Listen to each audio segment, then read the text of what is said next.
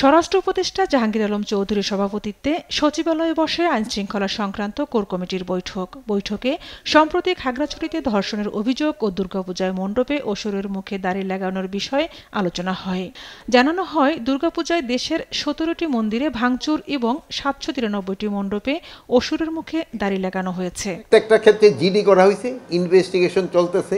যারা এই দাড়ির এদের সাথে এখন পর্যন্ত কেউ গ্রেপ্তার হয় নাই, যেহেতু এটা ইনভেস্টিগেশন। ধর্মীয় নেতাদের সাথে আমার আলোচনা হয়েছে এবং ধর্মীয় নেতারা এতে আমাদের সাহায্য সহযোগিতা করে। স্বরাষ্ট্র উপদেষ্টা বলেন, পলাতক ফ্যাসিস্ট ও তাদের দোসর বুদ্ধিজীবীদের মদতে অসুর প্রতিমার মুখে দাড়ি লাগিয়ে সাম্প্রদায়িক সম্প্রীতি নষ্ট করার চক্রান্ত ছিল।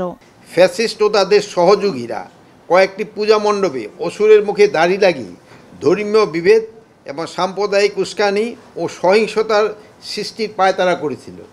এই ঘটনায় কিছু ফ্যাসিস্ট বুদ্ধিজীবীদেরও ইন্ধন ছিল, কিন্তু তাদের সেই ষড়যন্ত্র সফল হয়নি।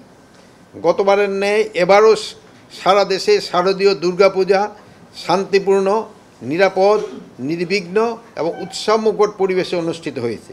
এর সঙ্গে প্রতিবেশী দেশে প্রতিমায় প্রধান উপদেষ্টাকে নিন্দনীয়ভাবে উপস্থাপনের যোগসূত্র দেখছেন তিনি। একটি পার্শ্ববর্তী দেশ দুর্গাপূজার প্রতিমা তৈরি করার সময় আমাদের মাননীয় প্রধান উপদেষ্টাকে যেভাবে নিন্দনীয়ভাবে উপস্থাপন সংবাদ পাওয়া গেছে এবং অসুরের মুখে দাড়ি দেওয়ার কাজটির মধ্যেও তারই যোগসূত্র দেখা যাচ্ছে।